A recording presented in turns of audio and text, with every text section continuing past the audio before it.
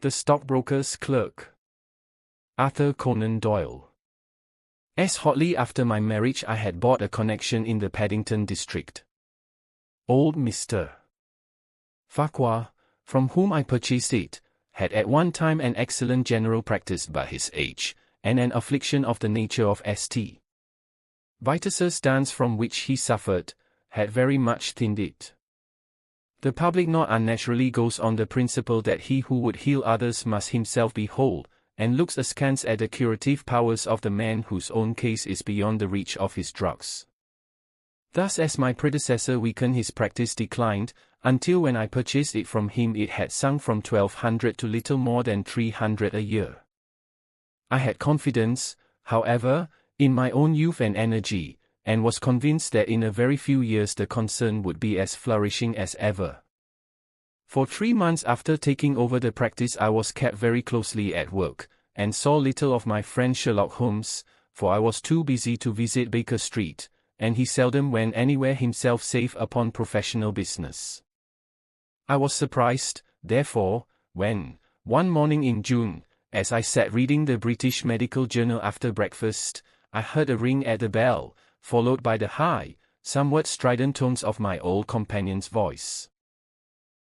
"My dear Watson," said he, striding into the room, "I am very delighted to see you. I trust that Mrs.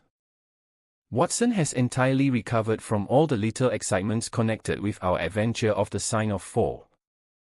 "Thank you, we are both very well," said I, shaking him warmly by the hand. "And I hope, also," he continued, sitting down in the rocking chair, "that the cares of medical practice have not entirely obliterated the interest which you used to take in our little deductive problems."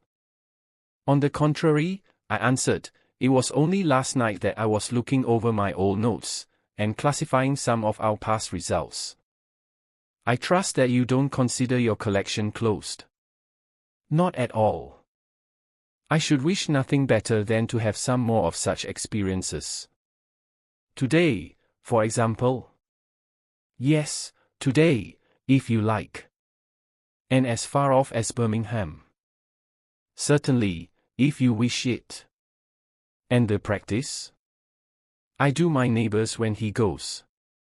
He is always ready to work off the debt." "How?" "Nothing could be better," said Holmes, leaning back in his chair and looking keenly at me from under his half-closed lids. "I perceive that you have been unwell lately. Summer colds are always a little trying. I was confined to the house by a severe chill for 3 days last week. I thought, however, that I had cast off every trace of it." "So you have. You look remarkably robust. How, then, did you know of it?" "My dear fellow, you know my methods." "You deduced it, then?" "Certainly." "And from what?" "From your slippers." I glanced down at the new patent leathers which I was wearing. "How on earth," I began, but Holmes answered my question before it was asked. "Your slippers are new," he said. "You could not have had them more than a few weeks. The soles which you are at this moment presenting to me are slightly scorched. For a moment I thought they might have got wet and been burned in the drying. But near the instep there is a small circular wafer of paper with the shopman's hieroglyphics upon it. Damp would of course have removed this." "You had, then, been sitting with our feet outstretched to the fire, which a man would hardly do even in so wet a June as this if he were in his full health." Like all Holmes's reasoning, the thing seemed simplicity itself when it was once explained.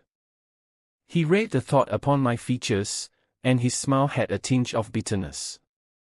"I am afraid that I rather give myself away when I explain," said he. "Results without causes are much more impressive. You are ready to come to Birmingham, then?" "Certainly." "What is the case?" "You shall hear it all in the train. My client is outside in a four-wheeler. Can you come at once?" "In an instant." I scribbled a note to my neighbor, rushed upstairs to explain the matter to my wife, and joined Holmes upon the doorstep. "Your neighbor is a doctor," said he, nodding at the brass plate. "Yes, he bought a practice as I did." "An old established one?" "Just the same as mine. Both have been ever since the houses were built." "Oh. Then you got hold of the best of the two." "I think I did." "But how do you know?" "By the steps, my boy. Yours are worn 3 inches steeper than his. But this gentleman in the cap is my client, Mr. Hall Pycroft. Allow me to introduce you to him. Whip your horse up, cabby, for we have only just time to catch our train." The man whom I found myself facing was a well-built, fresh-complexioned young fellow, with a frank, honest face and a slight, crisp, yellow mustache. He wore a very shiny top hat and a neat suit of sober black, which made him look what he was, a smart young city man, of the class who have been labelled cockneys, but who give us our crack volunteer regiments, and who turn out more fine athletes and sportsmen than any body of men in these islands. His round, ruddy face was naturally full of cheeriness, but the corners of his mouth seemed to me to be pulled down in a half-comical distress.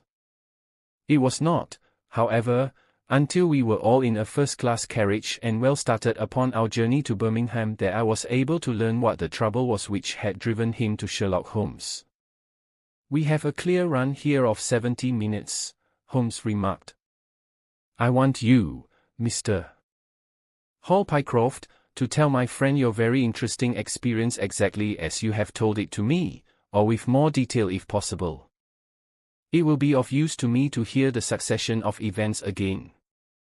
It is a case, Watson, which may prove to have something in it, or may prove to have nothing, but which, at least, presents those unusual and outre features which are as dear to you as they are to me. Now, Mr. Pycroft, I shall not interrupt you again." Our young companion looked at me with a twinkle in his eye. "The worst of the story is," said he, "that I show myself up as such a confounded fool. Of course it may work out all right, and I don't see that I could have done otherwise, but if I have lost my crib and get nothing in exchange, I shall feel what a soft Johnny I have been. I'm not very good at telling a story, dear Watson, but it is like this with me. I used to have a billet at Coxon and Woodhouse's, of Draper's Gardens, but they were let in early in the spring through the Venezuelan loan, as no doubt you remember, and came a nasty cropper. I had been with them 5 years, and old Coxon gave me a ripping good testimonial when the smash came, but of course we clerks were all turned adrift, the 27 of us. I tried here and tried there, but there were lots of other chaps on the same lay as myself, and it was a perfect frost for a long time. I had been taking £3 a week at Coxon's, and I had saved about 70 of them, but I soon worked my way through that and out at the other end. I was fairly at the end of my tether at last, and could hardly find the stamps to answer the advertisements or the envelopes to stick them to. I had worn out my boots paddling up office stairs, and I seemed just as far from getting a billet as ever. At last I saw a vacancy at Mawson and Williams's, the great stockbroking firm in Lombard Street. I dare say E.C. It's not much in your line, but I can tell you that this is about the richest house in London. The advertisement was to be answered by letter only. I sent in my testimonial and application, but without the least hope of getting it. Back came an answer by return, saying that if I would appear next Monday I might take over my new duties at once, provided that my appearance was satisfactory. No one knows how these things are worked. Some people say that the manager just plunges his hand into the heap and takes the first that comes. Anyhow, it was my innings that time, and I don't ever wish to feel better pleased. The screw was £1 a week rise, and the duties just about the same as at Coxon's. And now I come to the queer part of the business. I was in diggings out Hampstead Way, 17 Potter's Terrace. Well, I was sitting doing a smoke that very evening after I had been promised the appointment, when up came my landlady with a card which had Arthur Conan, financial agent, printed upon it. I had never heard the name before and could not imagine what he wanted with me, but, of course, I asked her to show him up. In he walked, a middle-sized, dark-haired, dark-eyed, black-bearded man, with a touch of the shinny about his nose. He had a brisk kind of way with him and spoke sharply, like a man who knew the value of time. "Mr. Hall Pycroft, I believe," said he. "Yes, sir," I answered, pushing a chair towards him. "Lately engaged at Coxon and Woodhouse's?" "Yes, sir, and now on the staff of Mawson's." "Quite so, well," said he, "the fact is that I have heard some really extraordinary stories about your financial ability. You remember Parker, who used to be Coxon's manager? He can never say enough about it." Of course I was pleased to hear this. I had always been pretty sharp in the office, but I had never dreamed that I was talked about in the city in this fashion. "You have a good memory," said he. "Pretty fair," I answered, modestly. "Have you kept in touch with the market while you have been out of work?" he asked. "Yes. I read the stock exchange list every morning. Now that shows real application," he cried. "That is the way to prosper. You won't mind my testing you, will you? Let me see. How are Ashes, 106 1/4 to 105 7/8, and New Zealand Consolidated, 104, and British Broken Hills, 7 to 7 6, wonderful," he cried, with his hands up. This quite fits in with all that I had heard. My boy, you are very much too good to be a clerk at Mawson's." This outburst rather astonished me, as you can think. "Well," said I, "other people don't think quite so much of me as you seem to do, Mr. Conan. I had a hard enough fight to get this berth, and I am very glad to have it. Pooh, man, you should soar above it. You are not in your true sphere. Now, I'll tell you how it stands with me. What I have to offer is little enough when measured by your ability, but when compared with Mawson's, it's like to duck. Let me see. When do you go to Mawson's? On Monday. Haw, haw. I think I would risk a little sporting flutter that you don't go there at all. Not go to Mawson's? No, sir.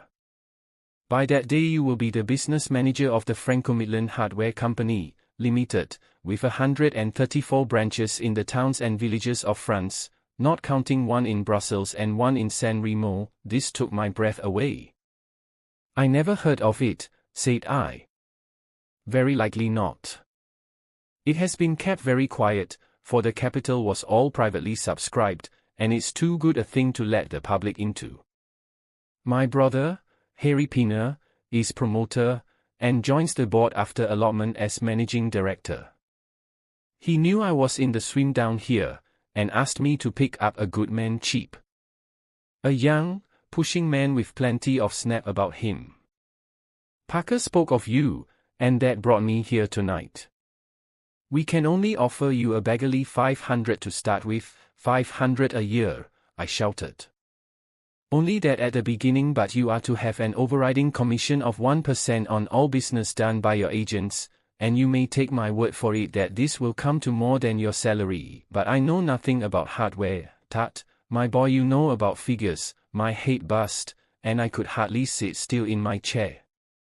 But suddenly a little chill of doubt came upon me. "I must be frank with you," said I. "Mawson only gives me 200, but Mawson is safe. Now, really, I know so little about your company that—" "Oh, smart, smart," he cried, in a kind of ecstasy of delight. "You are the very man for us. You are not to be talked over, and quite right, too. Now, here's a note for £100, and if you think that we can do business, you may just slip it into your pocket as an advance upon your salary." "That is very handsome," said I. "When should I take over my new duties?" "Be in Birmingham tomorrow at 1, said he. I have a note in my pocket here which you will take to my brother. You will find him at 126B Corporation Street, where the temporary offices of the company are situated. Of course he must confirm your engagement, but between ourselves it will be all right. Really, I hardly know how to express my gratitude, Mr. Pinner, said I. Not at all, my boy. You have only got your deserts. There are one or two small things, mere formalities, which I must arrange with you. You have a bit of paper beside you there. Kindly write upon it I am perfectly willing to act as business manager to the Franco-Midland Hardware Company, Limited, at a minimum salary of 500. I did as he asked, and he put the paper in his pocket. There is one other detail, said he. What do you intend to do about Mawson's? I had forgotten all about Mawson's in my joy. I'll write and resign, said I. Precisely what I don't want you to do. I had a row over you with Mawson's manager. I had gone up to ask him about you, and he was very offensive, accused me of coaxing you away from the service of the firm, and that sort of thing. At last I fairly lost my temper. If you want good men you should pay them a good price, said I. He would rather have our small price than your big one, said he. I'll lay you a fiver, said I, that when he has my offer you never so much as hear from him again. Done, said he. We pick him out of the gutter, and he won't leave us so easily. Those were his very words. The impudent scoundrel, I cried. I've never so much as seen him in my life.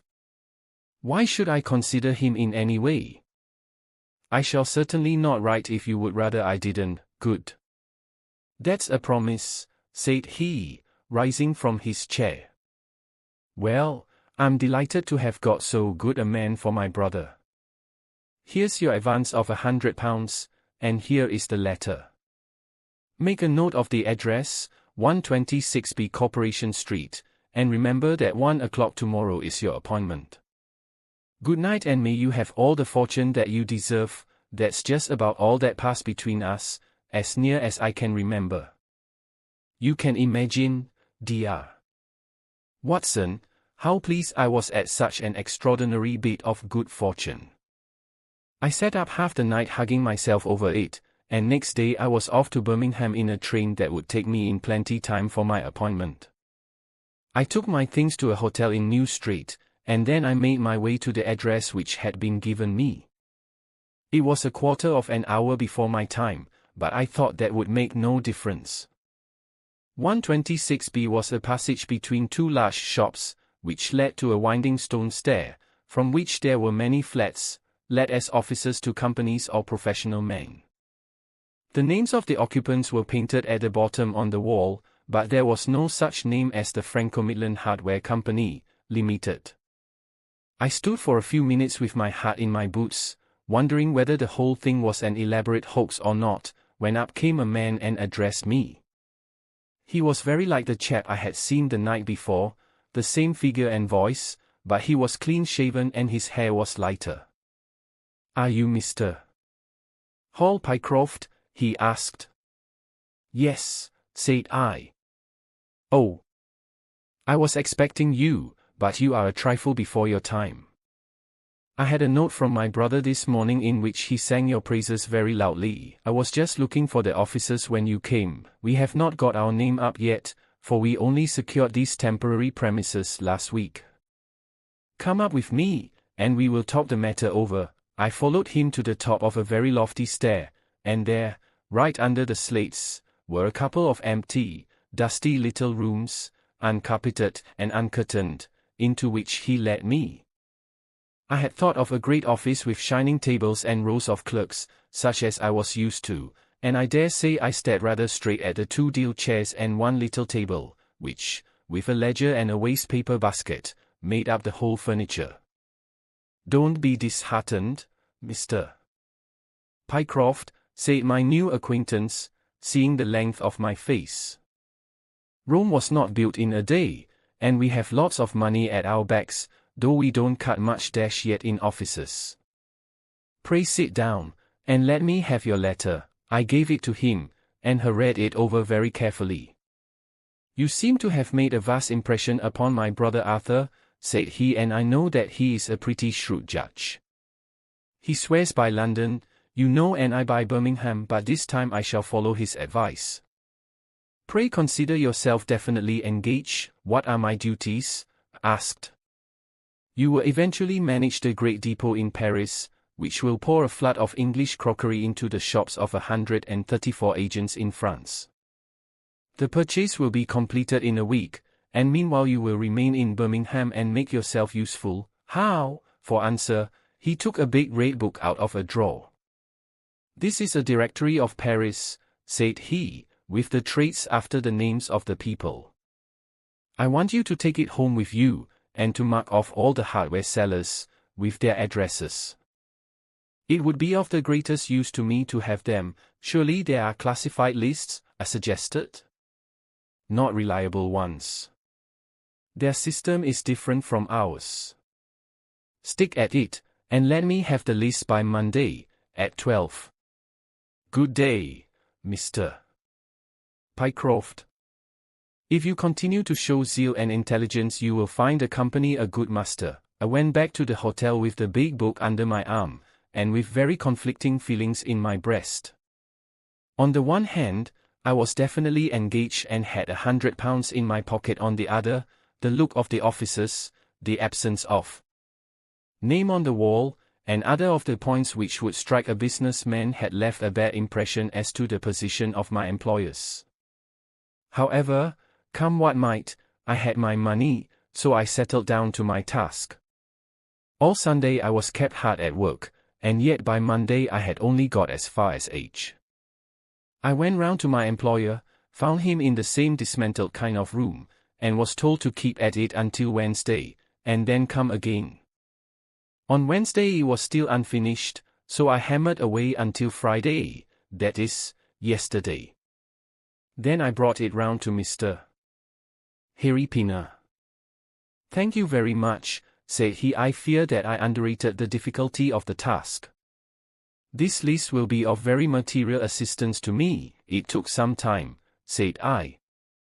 And now, said he, I want you to make a list of the furniture shops, for they all sell crockery. Very good, and you can come up tomorrow evening, at 7, and let me know how you are getting on.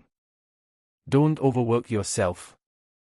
A couple of hours at Day's Music Hall in the evening would do you no harm after your labors. He laughed as he spoke, and I saw with a thrill that his second tooth upon the left-hand side had been very badly stuffed with gold. Sherlock Holmes rubbed his hands with delight, and I stared with astonishment at our client. You may well look surprised, dear Watson, but it is this way, said he. When I was speaking to the other chap in London, at the time that he laughed at my not going to Mawson's, I happened to notice that his tooth was stuffed in this very identical fashion. The glint of the gold in each case caught my eye, you see. When I put that with the voice and figure being the same, and only those things altered which might be changed by a razor or a wig, I could not doubt that it was the same man. Of course you expect two brothers to be alike, but not that they should have the same tooth stuffed in the same way. He bowed me out, and I found myself in the street, hardly knowing whether I was on my head or my heels. Back I went to my hotel, put my head in a basin of cold water, and tried to think it out. Why had he sent me from London to Birmingham? Why had he got there before me? And why had he written a letter from himself to himself?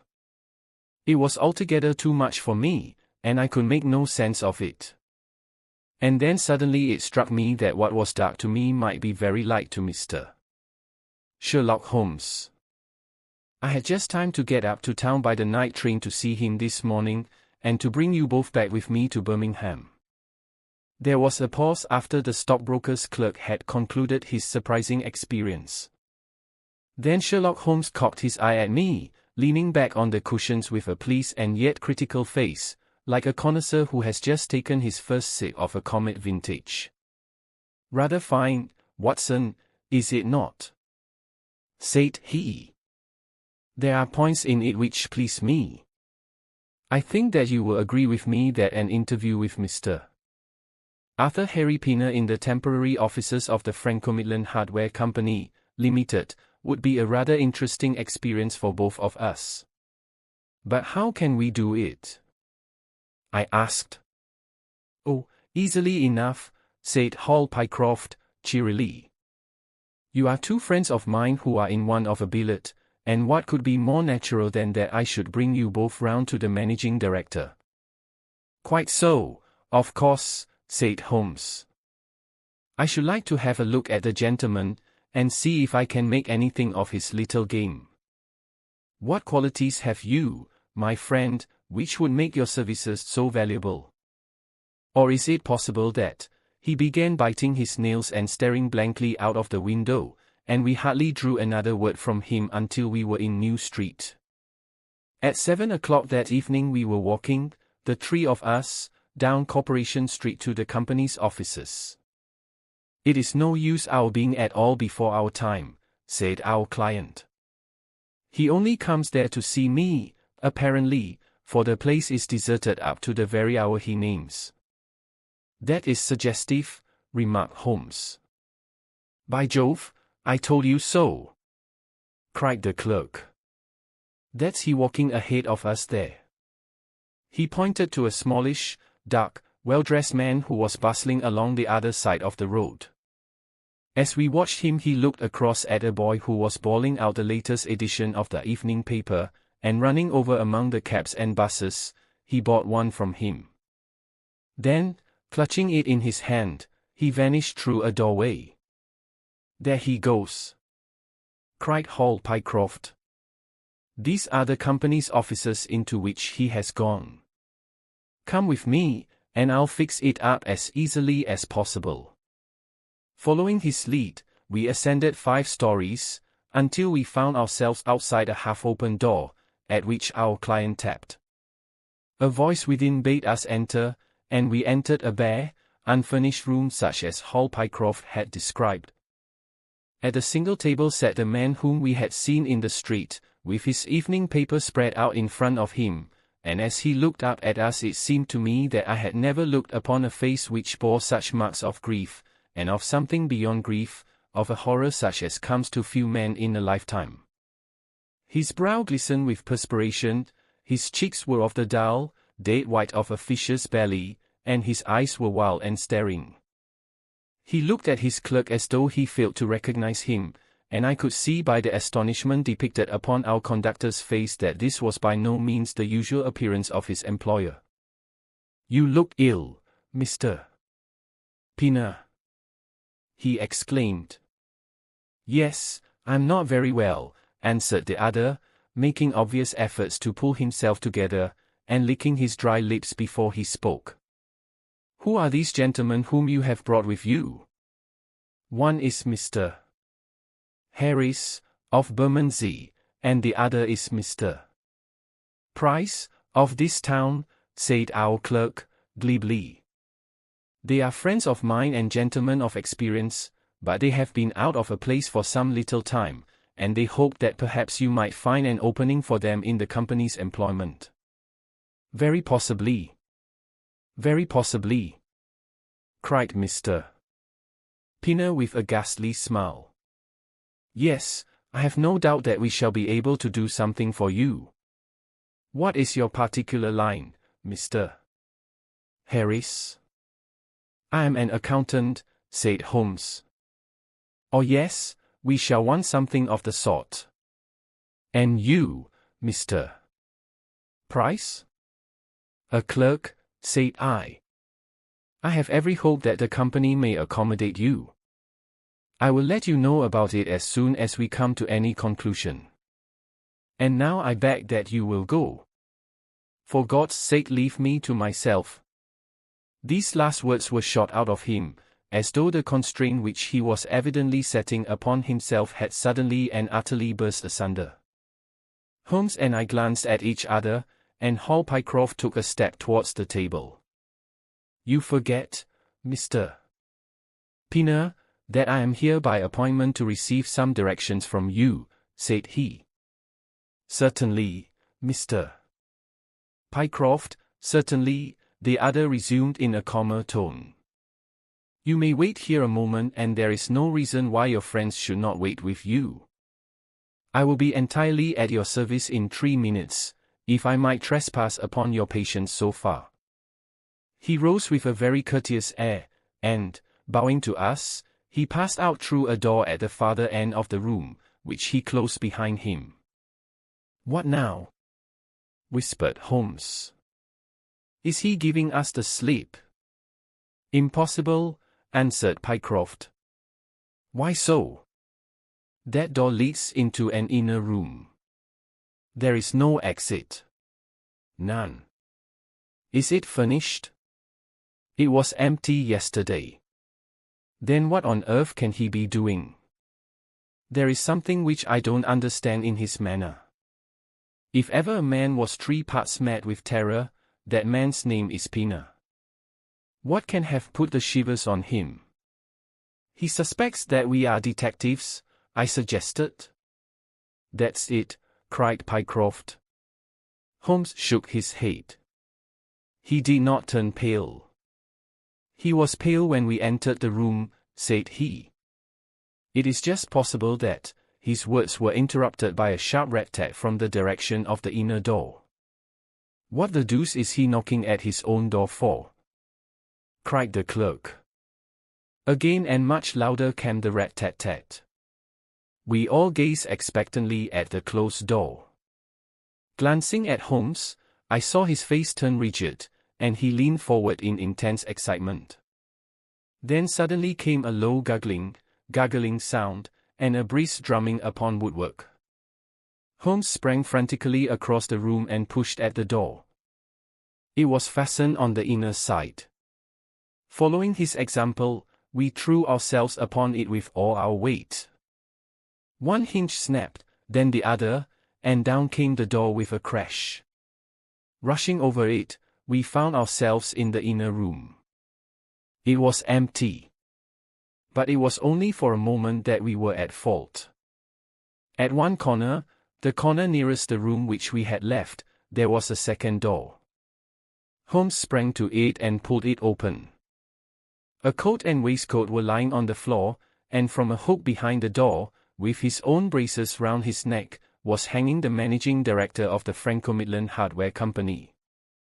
His knees were drawn up, his head hung at a dreadful angle to his body, and the clatter of his heels against the door made the noise which had broken in upon our conversation.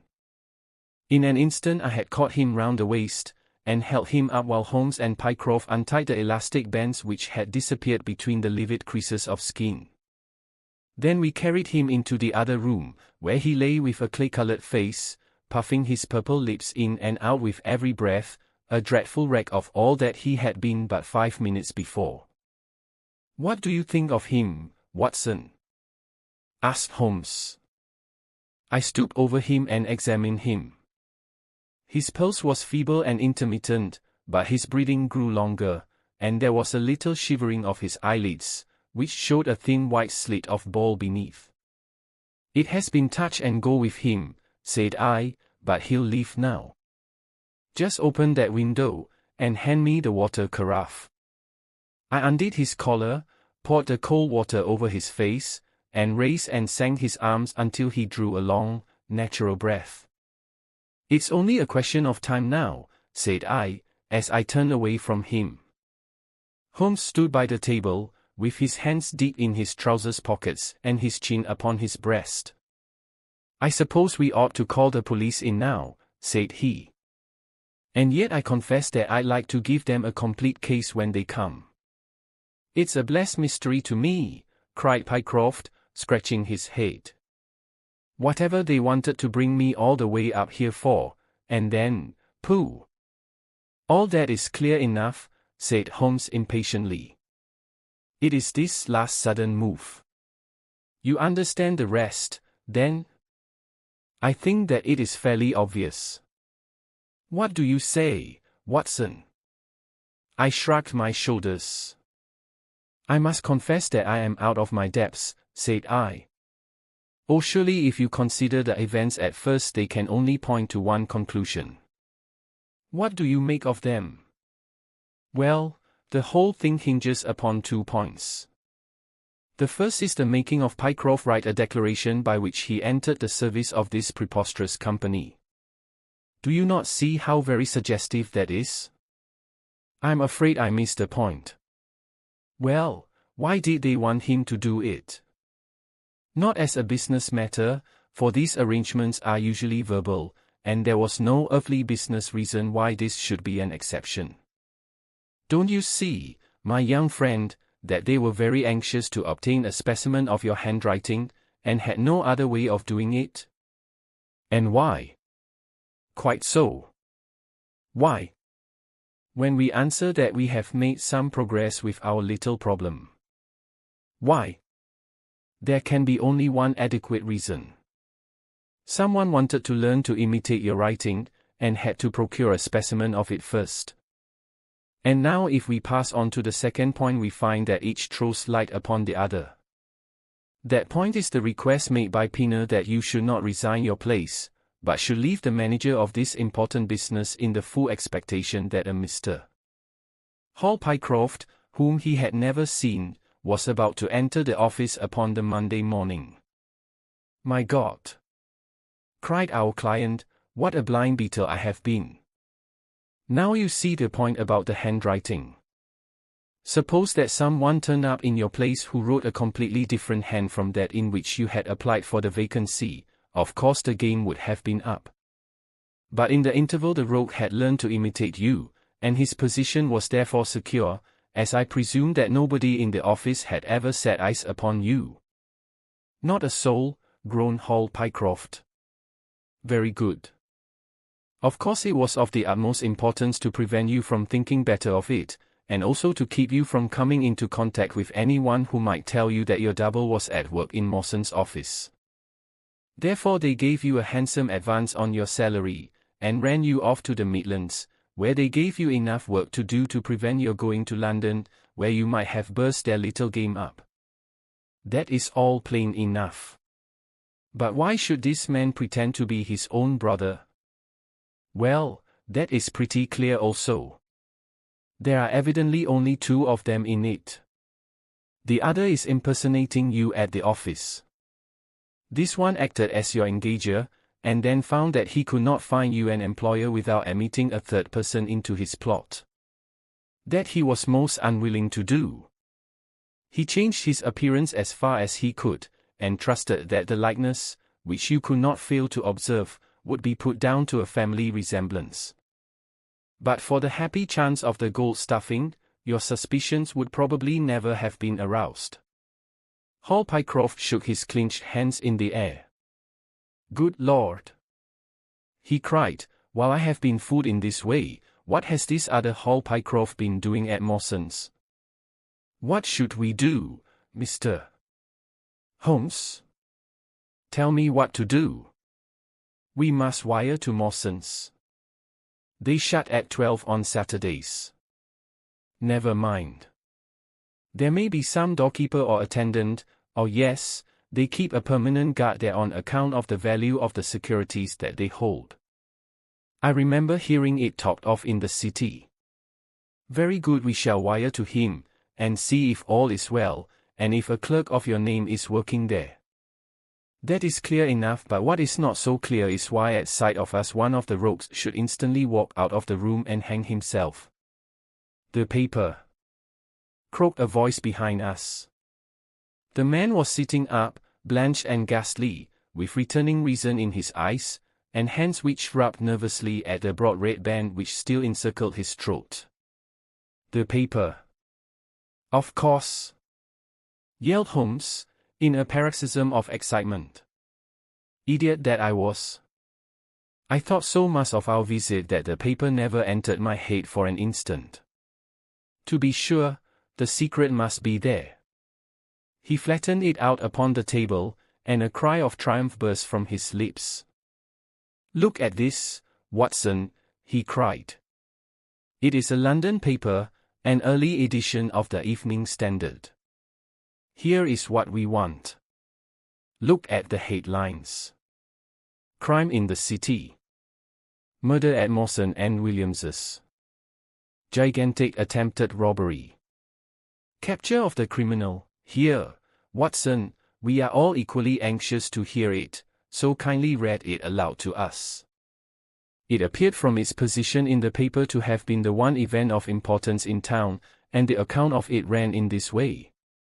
A desperate attempt at robbery, culminating in the death of one man and the capture of the criminal, occurred this afternoon in the city. For some time back, Mawson and Williams, the famous financial house, have been the guardians of securities which amount in the aggregate to a sum of considerably over £1 million. So conscious was the manager of the responsibility which devolved upon him in consequence of the great interests at stake that safes of the very latest construction have been employed, and an armed watchman has been left day and night in the building. It appears that last week a new clerk named Hall Pycroft was engaged by the firm.